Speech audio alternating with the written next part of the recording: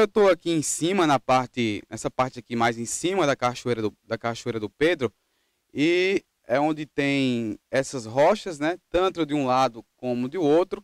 Nós observamos que a água passa por aqui e as rochas, elas já estão um pouco, vamos dizer assim, mais lisas devido à passagem dessa água. Robson, é possível, ou já foi encontrado algum fóssil nesse local?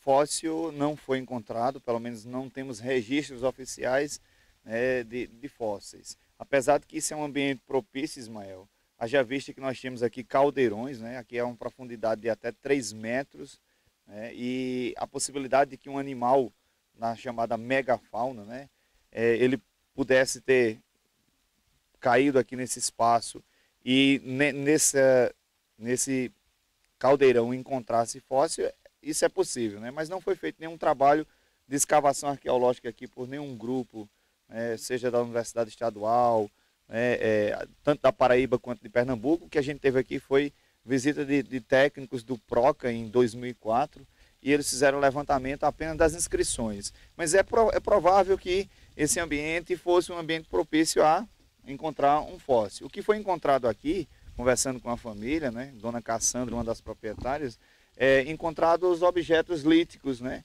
como pontas de flechas, machadinhas, utilizados pelos nativos. Então aqui, a cada período, os proprietários eles tentam tirar um pouco do excesso da terra que se acumula, então eles encontram essas ferramentas. Mas fósseis não. Agora aqui perto da gente, na lagoa em Baraúna, foram encontrados fósseis de uma preguiça gigante, né, em 2004, 2005. Então é provável que o espaço aqui seja propício, mas não foi feito nenhum trabalho ainda de escavação a esse respeito.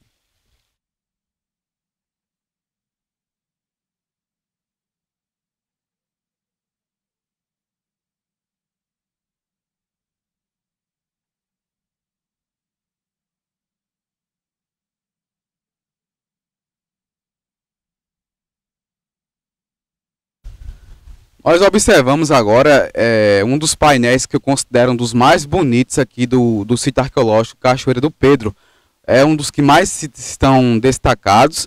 E, Robson, o que essas inscrições representam? O que significam? O que elas querem dizer? Na verdade, essas inscrições elas ainda são muito abstratas, mas representam o cotidiano dos povos que ocuparam ou que passaram por esse espaço. Você tem aqui, desde as capsulares, os grafismos puros, que são esses elementos que a gente não consegue ter uma visão nítida, mas também temos representações humanas, que a gente chama de antropomorfos, né? Representações de animais, os chamados zoomorfos, e até representações da vegetação local, os chamados fitomorfos. Aqui ao fundo nós temos uma representação, Ismael, se a gente verificar de forma cuidadosa, podemos verificar uma espécie de cacto, o que a gente daqui na região chama de facheiro, de cardeiro.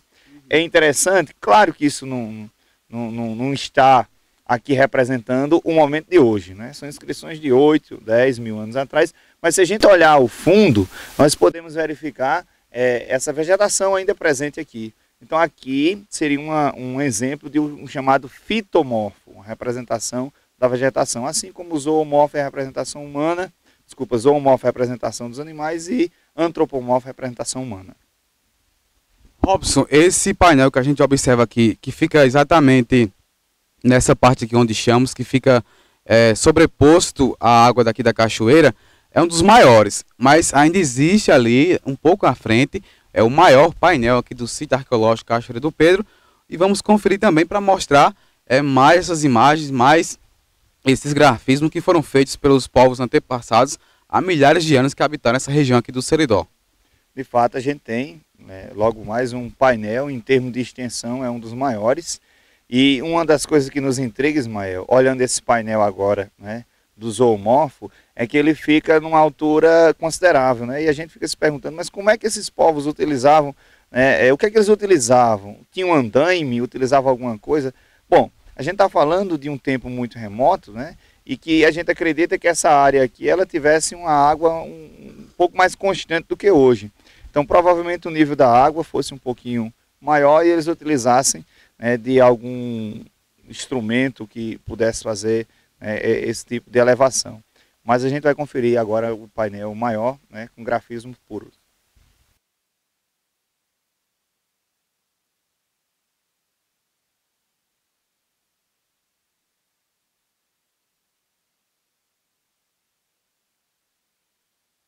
É o maior painel aqui do sítio arqueológico Cachoeira do Pedro.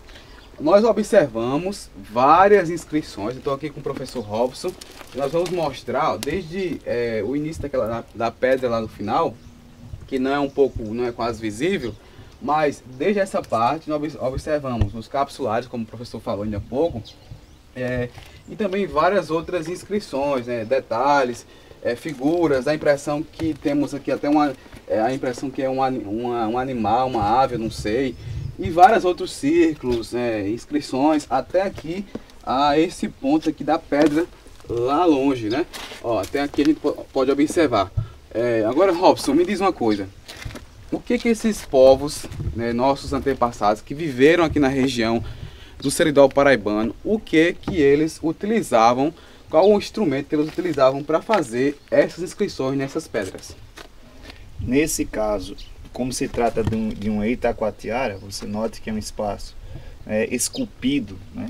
Eles utilizavam uma ferramenta de pedra, né, uma rocha um pouco mais consistente, como a gente diz, mais dura, né, para fazer como se fosse a raspagem, né? Uhum. Claro que não era essa, isso aqui é um talaco que eles utilizavam para fazer a pintura no outro tipo de inscrição, mas note que é profundo. Claro que a rocha é uma rocha sedimentar que facilita esse tipo de inscrição.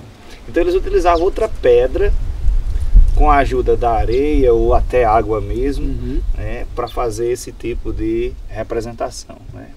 Os chamados grafismos puros, que a gente verifica bastante as capsulares. Desenhos isolados, e como você observou, uma possível representação de uma ave, né? Que era o que eles representavam o dia a dia deles aqui, o cotidiano, né? Robson, interessante que esse painel, como eu falei, é o maior painel aqui do sítio arqueológico.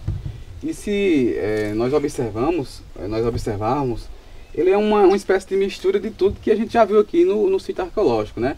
Desde as capsulares, aos círculos, aos pontos mais extensos, né?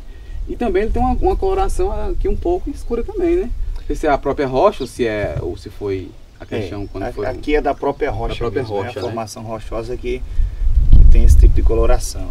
Mas dessas rochas mesmo, eles obtinham um material para fazer as pinturas, que as pinturas é uma tradição diferente da Itacoatiara. Itacoatiara esculpida em sulcos, em baixo relevo, e as pinturas pintadas mesmo, né? Tanto que a gente fala em inscrições e pinturas, né?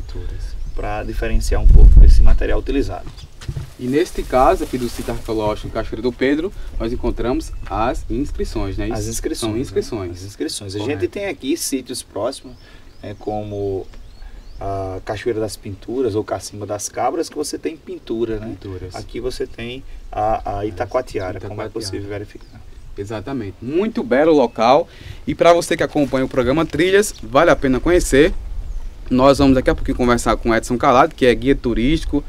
Já trouxe várias pessoas, escolas, para conhecer o local, para fazer pesquisa. É muito importante, é muito bacana conhecer aqui o local. E nós observamos a natureza. A natureza é um local propício para se conhecer, para se curtir.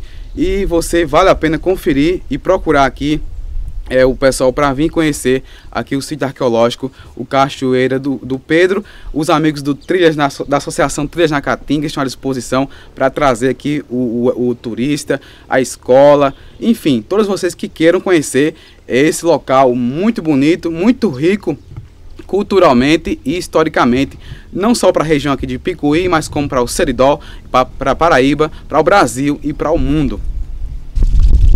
Agora eu estou aqui com o Carco vai falar para nós qual a importância da natureza, do bioma, para a conservação da água potável, da água aqui do local. Carco, qual o processo que essa água ocorre para ela chegar até lá embaixo na cachoeira limpa? A gente observa que ela chega limpinha, mas aqui em cima ela não está tão limpa, né? verificamos, Ismael, uma importância muito grande do equilíbrio do bioma.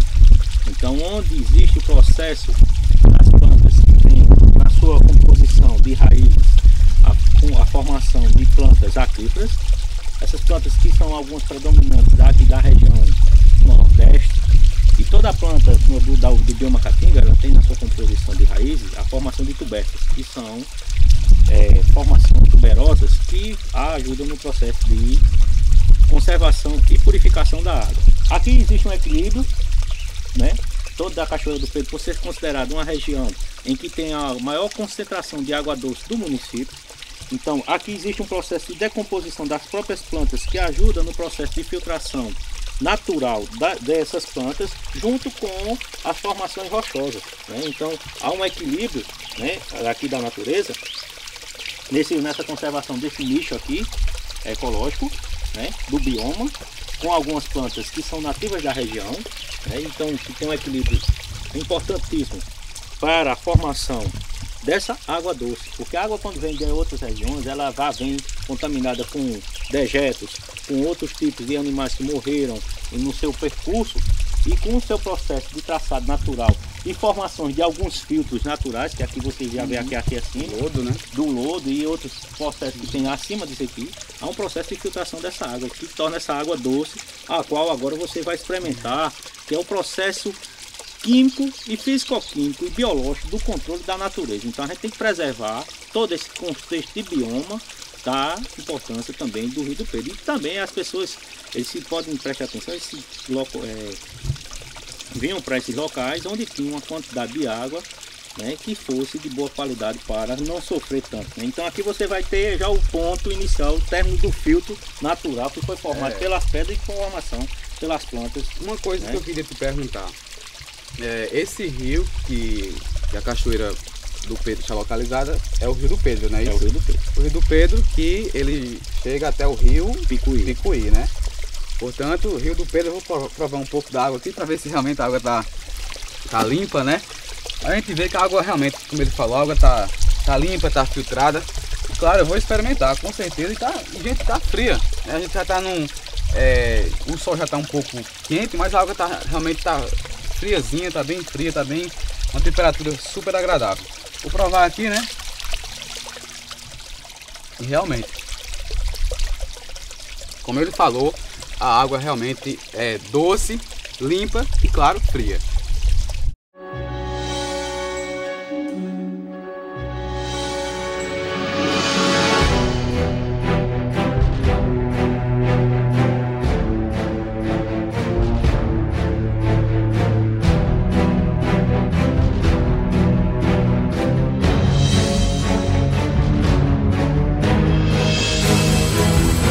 Estou aqui agora com o Edson Calado, que é da Associação Trilhas na Caatinga. Edson, qual a importância da associação para a Cachoeira do Pedro, para o sítio arqueológico Cachoeira do Pedro, e também para um trabalho que é desenvolvido pela associação? Como é que é o trabalho desenvolvido na associação, também aqui no sítio arqueológico Cachoeira do Pedro? Ismael, o trabalho que a gente vem fazendo aqui na cidade de Picuí há 4 anos, com relação à preservação do nosso meio ambiente, do bioma caatinga, em geral da fauna, da flora em geral, e para os sítios arqueológicos que a gente vemos trabalhado aqui, é o seguinte: a gente já trouxe aqui várias pessoas, alunos da escola, da rede privada, da rede municipal, estadual, turistas que vêm visitar a nossa cidade. Fazemos a divulgação de quanto é importante a preservação desses sítios arqueológicos aqui no nosso município. E com relação à Cachoeira do Pedro, que a gente está hoje aqui nesse local, nós estamos também em parceria com a Escola Professor Lordão e estamos identificando esses sítios arqueológicos, colocando essas placas, falando sobre as inscrições que tem na cachoeira, né? Para que os turistas que venham à nossa cidade tenham algo a saber. Haja vista que aqui é um local, graças a Deus, as pessoas, o dono da propriedade, os familiares do senhor Lucena, né, que a gente chama aqui a Cachoeira de Antônio Lucena. E ele não tem, assim, não há restrições para que as pessoas venham visitar, desde que venham e preservem o ambiente. Então, quando a gente, como guia turístico da cidade, a gente da associação não tinha disponibilidade de vir até aqui, informava a localidade a quantos quilômetros ficava. Os turistas vinham, mas não tinham nenhuma informação. Exato. E estamos colocando estas placas nos principais sítios arqueológicos do nosso município. Nós da associação, como vocês bem já sabem, fazemos esse trabalho de divulgação, de preservação e principalmente de levar o conhecimento às pessoas sobre a importância dos sítios arqueológicos do nosso município, tanto também como a nossa fauna e a nossa flora. Exatamente. Edinho, quantos sítios arqueológicos tem no município de Picuí? Quantos é de seu conhecimento já aqui no município de Picuí? Ismael, nós temos aqui um total de 14 sítios arqueológicos. 14. Então 9 já estão catalogados, foram catalogados pelo antigo PROCA, né? Hoje dá-se o nome Associação de Arqueologia da Paraíba. E ainda falta catalogar esses 5, que na realidade, creio eu, que 3 desses sítios arqueológicos foi a associação que descobriu. A gente em nossas andanças e em divulgação, pessoas informavam, cidade, Edinho, no sítio fulano de tal tem uma pedra lá que tem umas pinturas, tem uma letra, tem não sei o quê. Então a gente ia, procurava, fotografava, registrava, mas para ficar catalogado mesmo, tem que ser através de arqueólogos, né? E isso nós iremos tentar, junto à prefeitura, para que esses restantes desse sítio fiquem registrados, né, nos livros, né? Não só nas imagens das lentes das fotografias, mas que fique registrado, catalogado como deve ser. Exatamente. Edinho, eu quero que você cite, por exemplo, alguns dos sítios que já são catalogados, alguns que você conhece. Eu poderia citar agora para a gente, para o pessoal que está acompanhando aqui a Creative TV e o programa Trilhas. Bom, primeiramente o Cachoeira do Pedro. Cachoeira do Pedro. A 3 quilômetros daqui nós temos Cacimba das Cabras. Cacimba das Cabras. É outro sítio arqueológico que a gente fez trilha por aqui já. Pertence no sítio do senhor Nilo, doutor Nilo, né? Temos Pocinhos, que provavelmente possa ser que nós vamos lá. Letreiros. O sítio que a gente acampou lá na Cachoeira de Pedro Quincó. Isso. Na Conceição também, que a gente acampamos. E Pedra da Tubiba. Outro, sítio Minador. Que também é lá pouca coisa, mas foram lá e fizeram o registro. E temos outro sítio que antes fazia parte do município de Picuí. Hoje faz parte ao município de Frei Martinho, que fica no sítio do senhor Edinaldo do Leite. E também temos muito bonito, uma pintura muito bonita assim, na Pedra da Cigana. Pedra da Cigana, lembrei disso aí. Pedra da Cigana, que a gente já foi lá, muito, mas turisticamente não é bom se aproveitar, porque o acesso é bom. Para a gente aproveitar os sítios turisticamente, tem a Conceição, a Pedra da Tubiba, a Cachoeira do Pedro, Pocinhos, Letreiro, Cacimba das Cabras, em torno de 6 a 7 sítios que a gente pode explorar turisticamente. Certo. Além do turismo rural, como também o turismo pedagógico, né? Isso aí dá pra gente fazer. Então são em torno de 9 sítios. Certo, Edinho. Edinho, muito obrigado pela sua participação aqui no programa Trilhas. Se quiser falar mais alguma coisa para os nossos web espectadores. Bom, Ismael, eu só tenho a agradecer a vocês que a gente tá fazendo, divulgando a nossa cidade, não é isso? Então pra gente é um prazer colaborar com o programa, da nossa pequena contribuição. Hoje nós tivemos uma aula de história, de arqueologia aqui, né? Para os web telespectadores que estão a nos assistir, vão ver o quanto é importante, além de todos esses registros, ficarem guardados para as futuras gerações que vêm por aí estudarem, né? Isso nós somos gratificantes, fazemos isso com o maior prazer, estamos aqui para contribuir com vocês, estamos aqui para ajudar a nossa comunidade, a nossa região em geral. E o web espectador que desejar conhecer não só o sítio arqueológico Cachoeira do Pedro, mas como alguns outros locais, alguns outros sítios arqueológicos, procura então o pessoal do Trilhas na Caatinga e você vai conhecer com certeza belos lugares.